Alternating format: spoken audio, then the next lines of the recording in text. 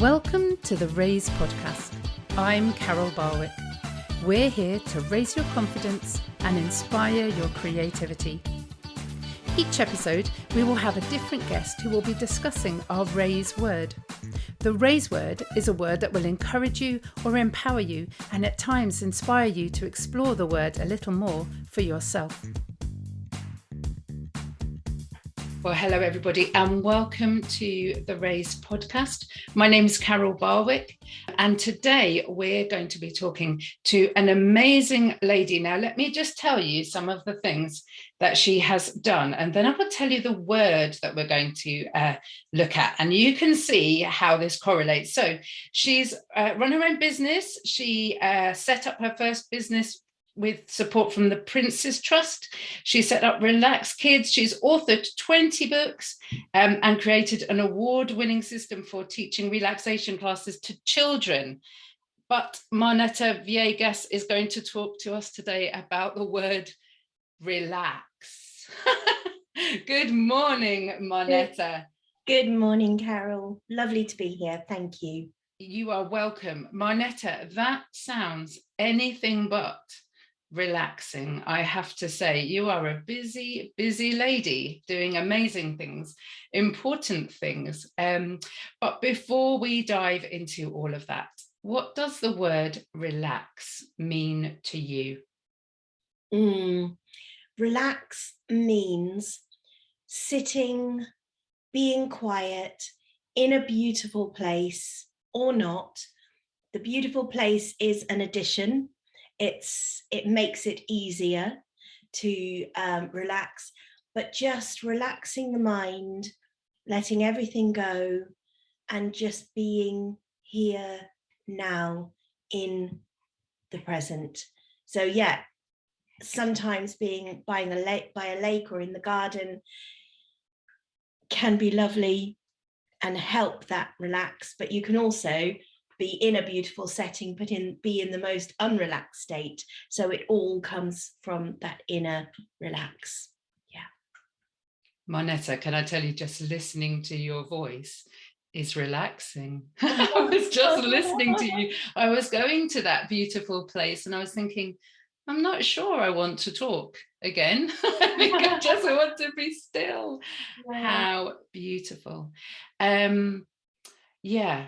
And I love the way that you said, you know, we can be in a beautiful place and not feel relaxed. And then you can feel relaxed and not particularly be in a beautiful place. It's a mind moment, isn't it? It's something that is kind of a bit ethereal and goes outside of, well, these are the circumstances, therefore this is definitely how I'm going to be responding to it. Yeah, and I think it's this is a real trick in life. If we can get this trick to be in a situation or a place where maybe it's not the most relaxing. There are things that are quite triggering, and being able to let it go and just accept and be in this moment. And then I think we can be happier because, you know, there are situations and you think, like sometimes I'll sit in the garden and it's so beautiful and I think, oh, if only that tree wasn't in the way of the sunlight. Yeah. And you think, no, you can't knock it down a tree to make your life better. You just have to accept that tree is there and, you know, or that person is there saying that thing, and you just have to relax, let it go and just be.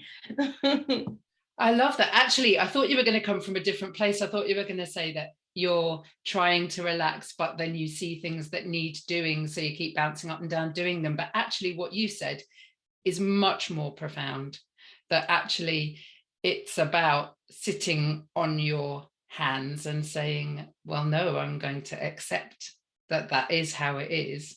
And again, getting into that mind moment of saying, no, this is about me changing how I feel rather than trying to, because you can't move a tree on your own, can you? You can't change a person's mind.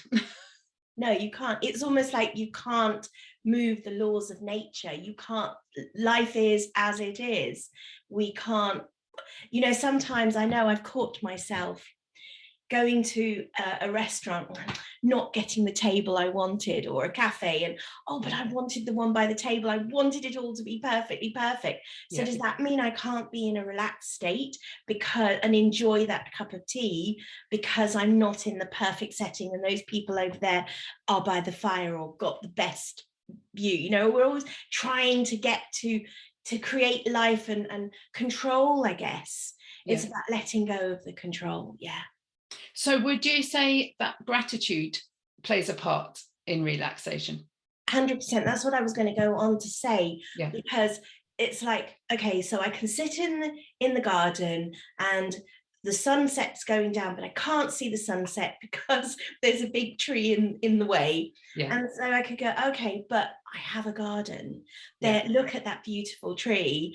I am alive. I have a space where I am outside in nature. Maybe it's not the most amazing garden and the most amazing space, but it is what I have. So yes, absolutely being grateful for what we have. So if it is a coffee shop, well, at least I'm able to have time, have the finances, have the legs, have everything I have to be able to go to that coffee shop. Because some people could not do that. So yeah, absolutely, gratitude and letting go. The thing about gratitude is it can be quite difficult, can't it? As you know, I've got long COVID, and I'm really having to work on gratitude and by the same token, relaxation.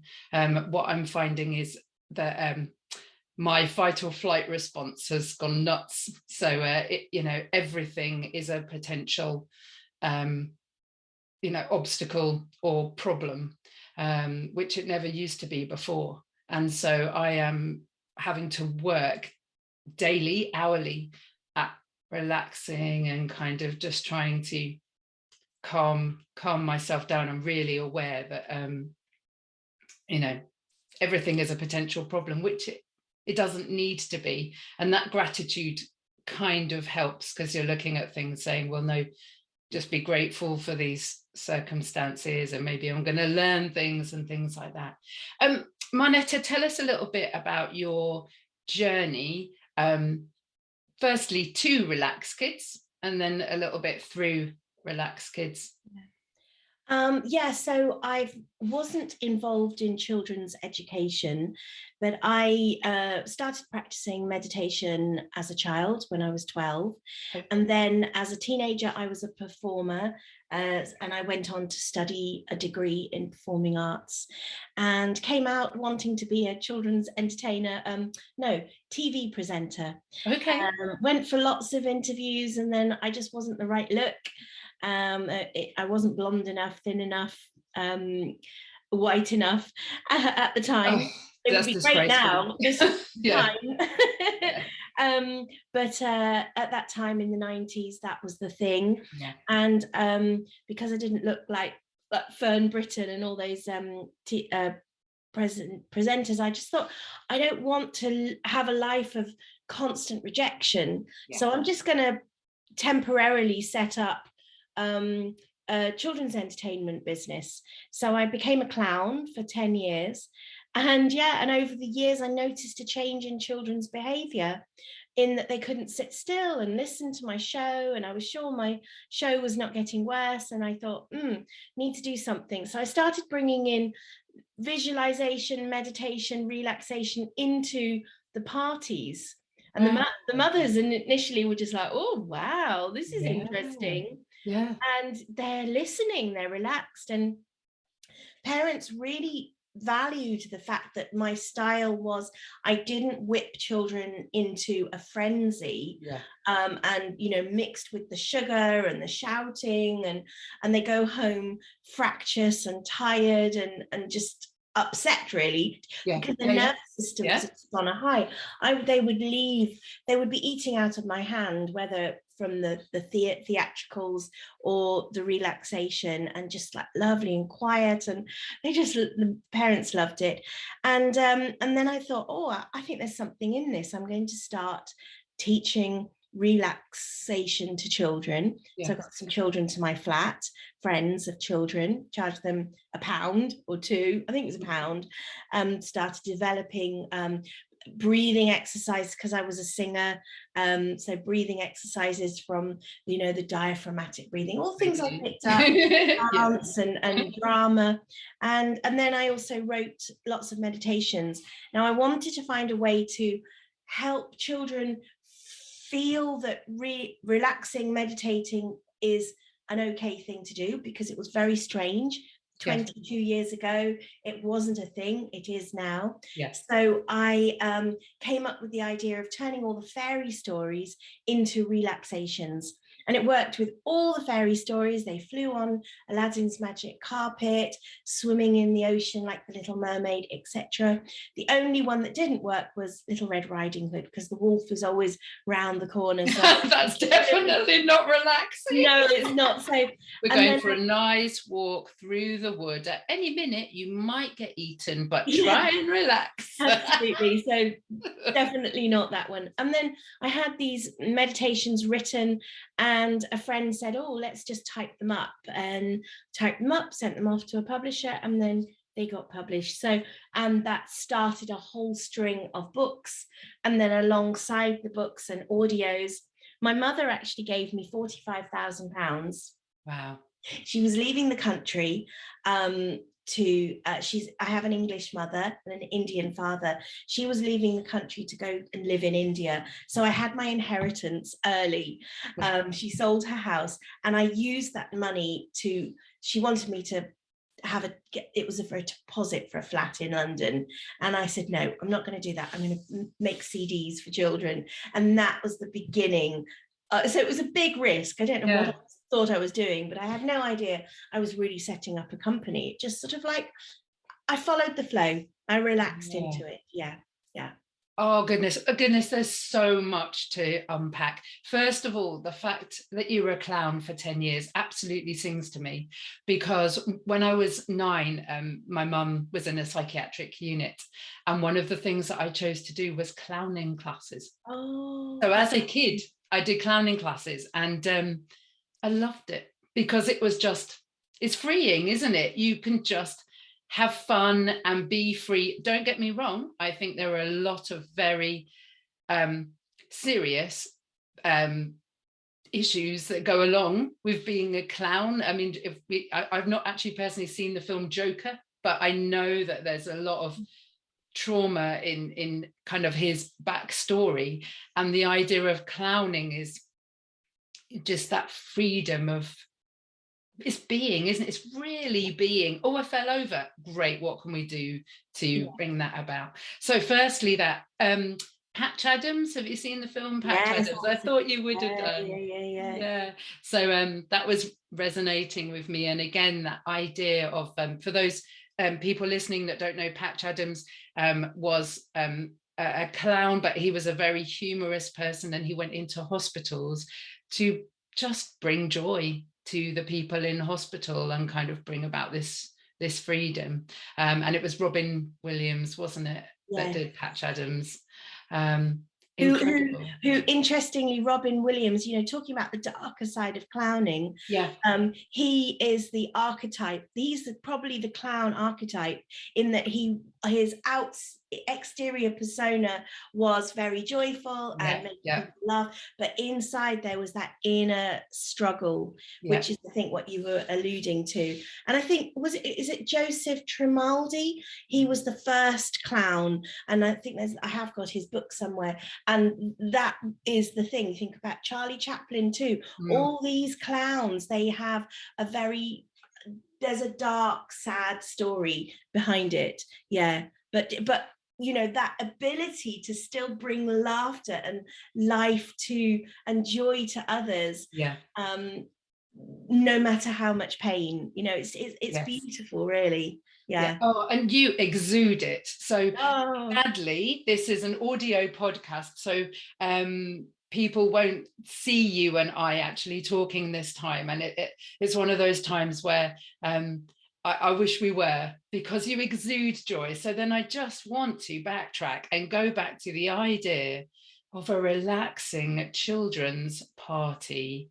You must have raked it in, surely, like saying, come to a party and watch your children be chilled and happy and go home feeling chilled, not crazy. I mean, my goodness. Yeah, I mean, how I didn't start like that. I act my first clown gig. I tried to do the funny, silly thing and it didn't work. Yeah. And I remember taking the money and the mother just looking at me, and I felt awful. And then on the tube to the next one, I thought I need to do something different. And so I created a story in my head. And then it was like it had a flow and it was magical. And that's what I did. And then that story developed over the 10 years. And I pretty much did the same thing. But in terms of the relaxing, it wasn't that I advertised myself as it was a magical netty, so it was all very magical. Yeah. And it was more that it was all word of mouth. They would just tell their friends. So that's how it worked. Well, it was you, wasn't it? So you didn't have to. And actually, Marneta, if you'd put I do relaxing children's parties, it wouldn't appeal to people, but it was you. So you just were yourself. And also I want to backtrack even further and say thank God that you were yourself and didn't fit into the ridiculous mold that there were around BBC presenters and things like that, because I think the world will be a better place for you having to create this amazing thing that you have. So again, in terms of gratitude, I think that's wonderful. It's hard at the time, very hard at the time, and rejection is not fun ever, but wow. And I love the idea of all the fairy stories and using relaxation through that. I think that's absolutely beautiful. Before we go on any further, you talked about kind of doing the performing arts and the creating side of it. I know that you have a very beautiful poem about being kind. So I wonder if this is a good time to share that as we're talking about it, and then we'll get more into the nitty-gritty of relax. Yes. So I wrote this poem 2015-16 when I went back to university to do a second degree writing for theatre and TV. So going back to the TV, and we had to learn how to do spoken word. So it's a spoken word poem. So I'm quite rusty, but let's see how it goes. It's called Be Kind. Be kind to each person that you meet. Be kind to one another on the street, each fighting their own battle, the tittle-tattle, internal rattle, the never-ending clatter of things that just don't matter. Unflattering chatter, chattering grey matter with mindless natter. Oh yes, please, I beg of you, be kind. Be kind to the woman who cuts you up on your way to work. Be kind to the woman who cuts you off in a meeting. Be kind to the woman who cuts up your conversation during lunch. Be kind to the woman who cuts into you when you're going home. Her mind is a million miles away, sunk in her day, her yesterday. Her thoughts are racing, no hesitating. Be kind to each woman that you meet. You have no idea what goes on. Her internal monologue. No, duologue. No, flash mob. Yes, flash mob of voices resounding in her head, joining forces, crowding, hoarding, and taking over any sense of logic, but filling her with sense of doubt, self-hatred, and low worth. A great big, dirty, careless van with a reckless driver crashing through her mind, destroying any good. Be kind to the girl before you hurl your abuse with your eyes at the size of her thighs, judging her eating her pies and her fries. Be kind, because she is unable to be kind to herself. The virus of self-abuse festering, vegetating, transmuting, generating as hatred is mutilating. A virus more virulent, a virus more dangerous than Ebola, more virulent than SARS and Corona, unaided, and a virus multiplies fast, contaminating, generating hate. A hate so strong, yes, I'll repeat that for you, mate. A hate so strong, hatred turning on its host, internal bloodshed, all within her head. So be kind, for this woman's child within is crying for a lack of care. The child who managed to survive from being deprived. This poor child lived without attention, affection, and affirmation. Be kind to her. Be kind to her. Please be kind to her, for she is inside you. Do you see? Be kind to her. Wow.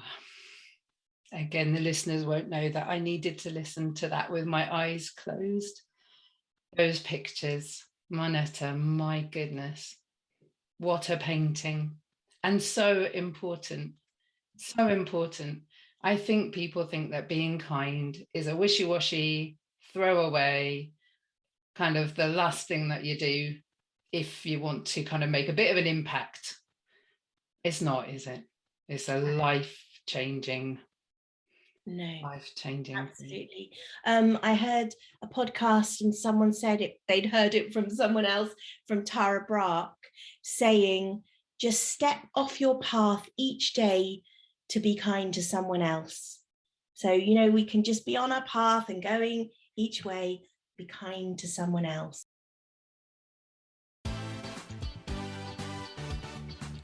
Oh my goodness, I hope you're feeling as relaxed as I am right now. If you're enjoying listening to the podcast, then please share it with your friends, and don't forget to go on your music platform and give us a 5-star rating so we know that we're doing all that we can to serve you, our listeners. Back to the episode.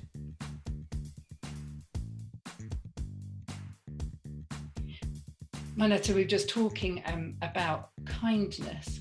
How important do you think the role of kindness is in relaxation, in helping somebody else to relax? Because when you were reading the poem that we just heard before the advert, there's a lot of unkindness in that, that inner child seems to have dealt with, and you always bring the poem back to that relaxing kind of feel, but in that craziness. I love the idea of that white van and running through her head.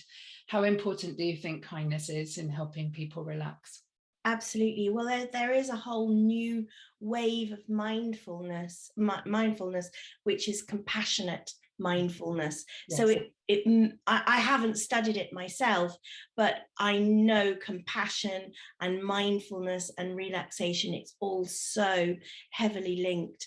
And so it's like we do need to have compassion on those parts of us that we don't like, just like going back to that tree that's getting in the way of my sunset. Yeah. It's like, there are parts of me that I really wish weren't there, but the more that we fight it, the more we're not able to be in that happy place. So the more I'm fighting the tree or fighting my own inner whatevers, so it's just like, again, it comes back to letting go and just being and accepting and relaxing into the acceptance. Yeah. Relaxing into the acceptance. Yeah.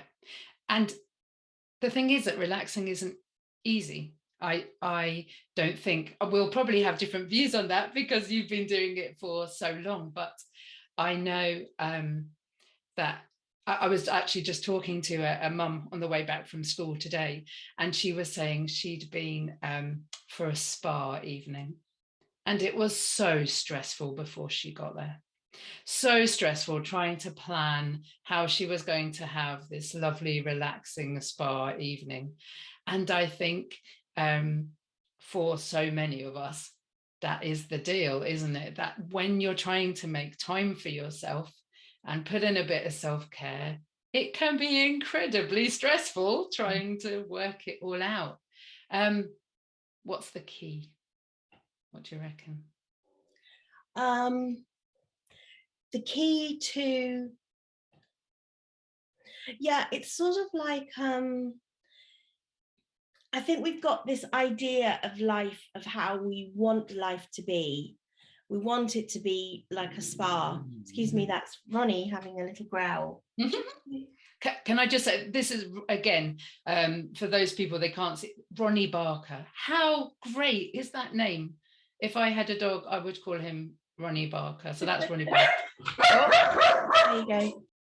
So that was Ronnie Barker there. And Marneta was just saying that he features in your work, which is great. So maybe actually he was trying to get his two pennies worth onto the podcast. So I apologize to Ronnie Barker. And we know that animals, you know, your new cat and my Ronnie Barker, they're so great. Although Ronnie is very anxious, but even with that anxiety, that they can relax so well. They just know how to live and how to relax and just.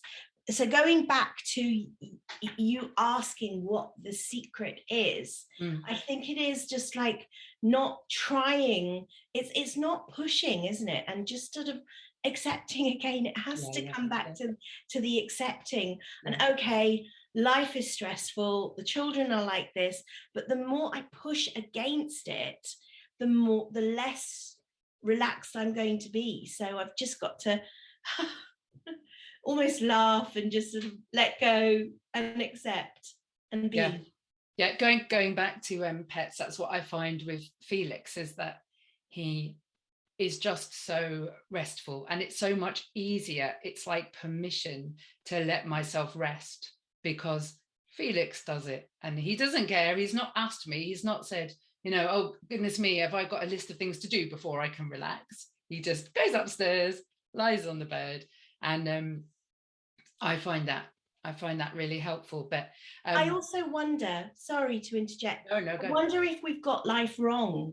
Okay. You know, if life, if there should be just more relaxing and just being. And we've created society in this way that it's a constant, it's almost like it's bad to relax, in that, you know, it's good to be looking busy. Oh, I'm so busy, I've got, this is my to-do list, and I'm staying in the office and I'm doing all this. I've got a friend who literally, it's almost like a medal that he hasn't had any days off last year.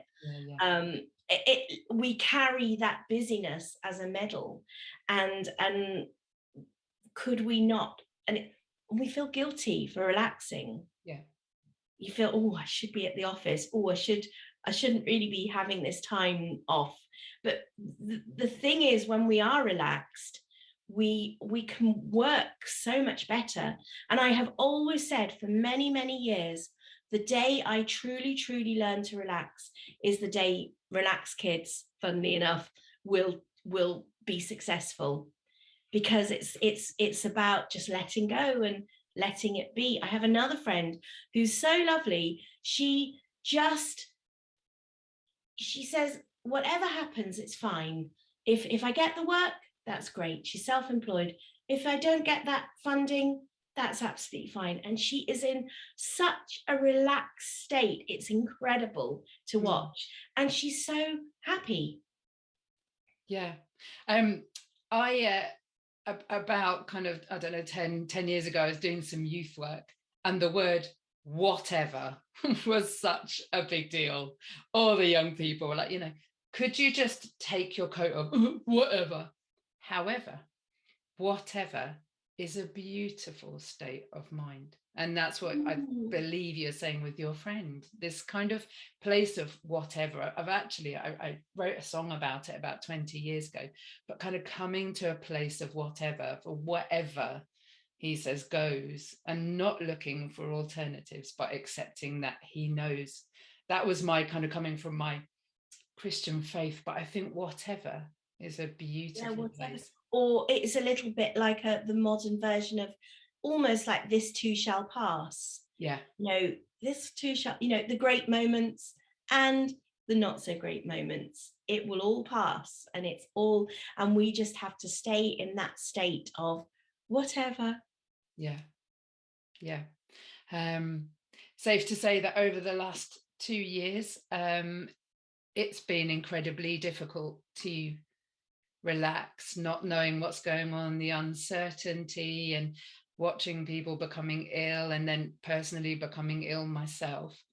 How do you find your kind of place of calm? What is your kind of core of calm? My number one thing is I never watch the news. Okay. I just don't watch it. I haven't. I got rid of my TV in 1999, and that's when I started. That's when I set up my business, because it was so distracting, because I was just watching Pretty Woman and films and things all the time. Yeah. And so I've never really been a news reader or watcher. Did listen to Radio 4 sometimes, but I noticed how it was just making me feel, and I didn't feel nice. So I thought, I'm just not going to. So all over COVID, I did not watch the news. So because it's not, some people would say it's selfish in a way, but it's not helping me now, knowing the statistics of what's going up and down or what's going on. And you always will find out if there's something urgent for you to send money to, or to help in whatever way. You get that information through friends. Yeah. But that constant, the way that the news is, it's created in such a way to incite our nervous system to a state of hyper vigilance and hyper alertness. Yeah. So it's just, if we want to be in that state, great, but it's going to be more difficult to relax. Yeah. That's really interesting. Yeah, I've heard a lot of people just say that recently, that they've just not been able to, or coming off Facebook, or taking certain people off Facebook, because it's just heightening the anxiety, which I think has been such a big word over the last few years. Anxiety has, it's gone through the roof, hasn't it?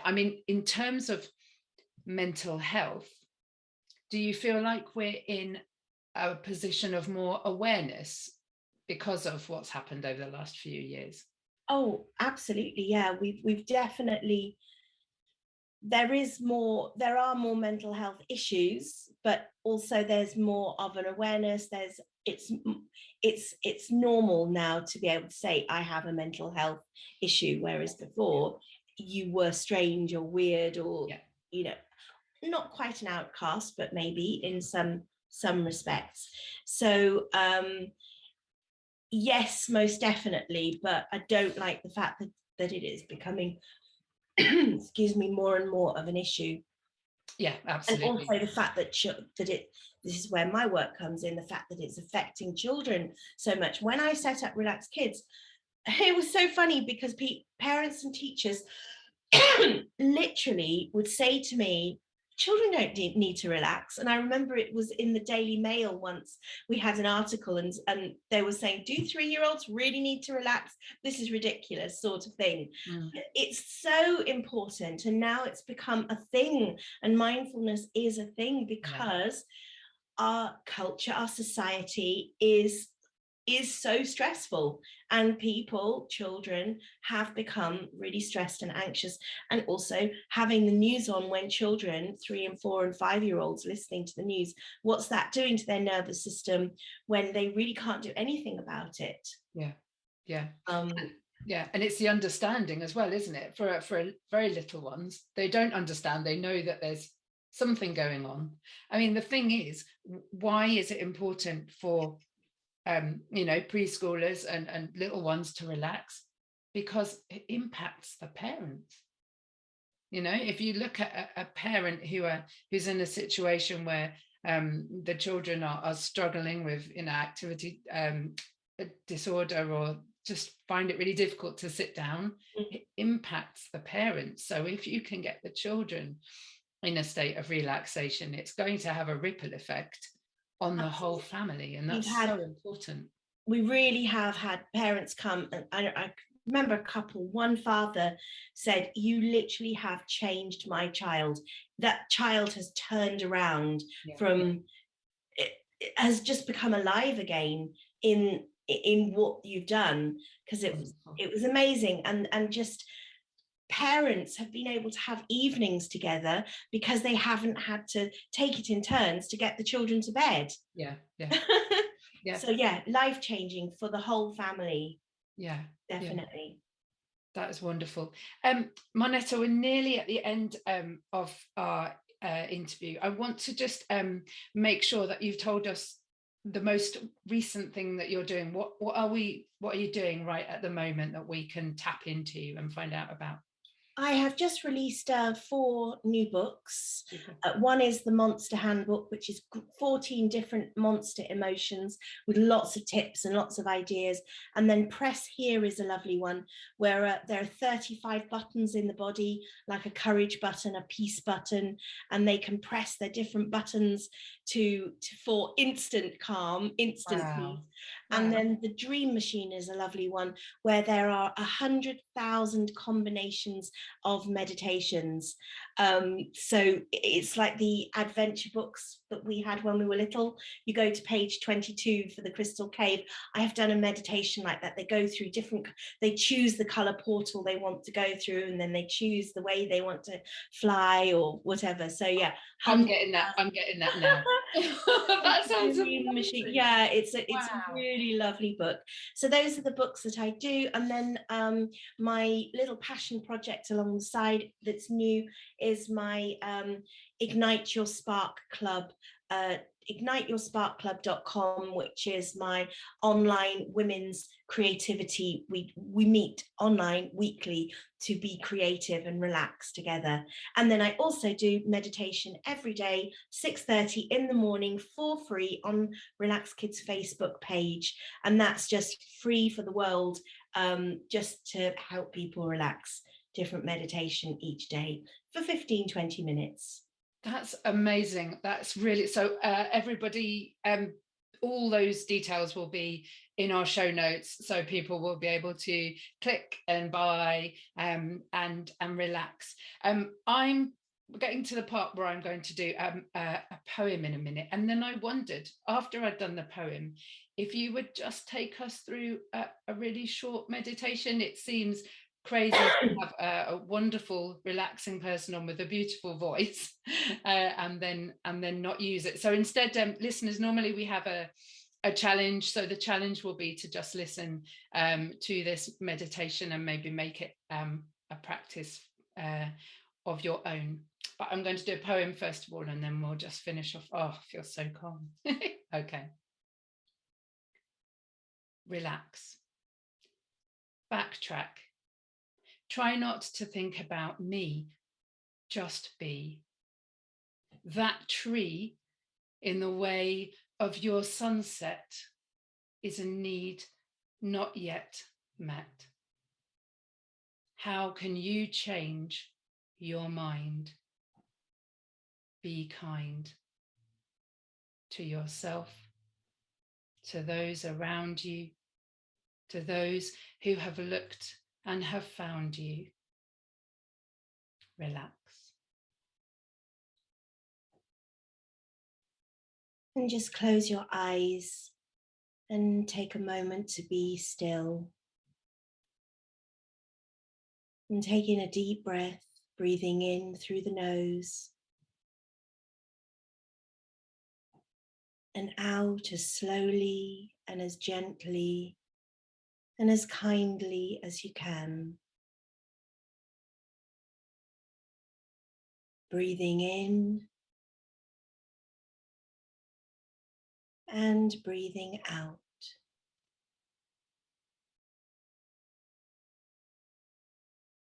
One more time, breathing in and out. And just becoming aware of your toes, softening the toes and feet, calves and shins, knees, back of the legs,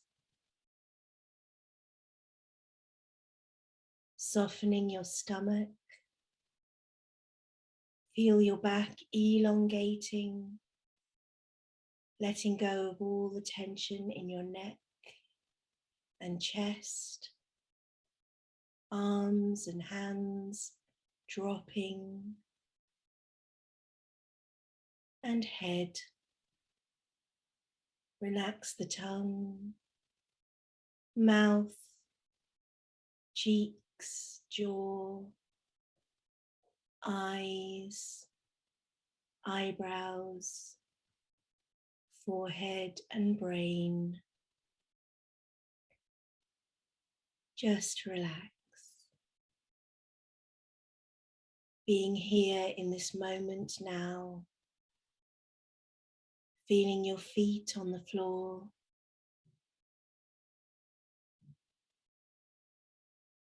breathing, being, accepting this moment now, not trying to change. And in the stillness, seeing if you can find that spark of peace inside.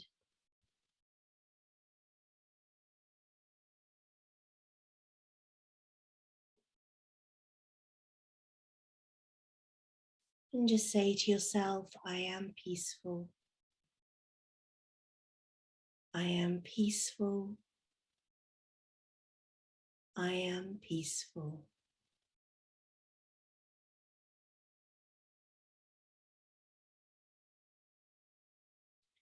Marneta, thank you.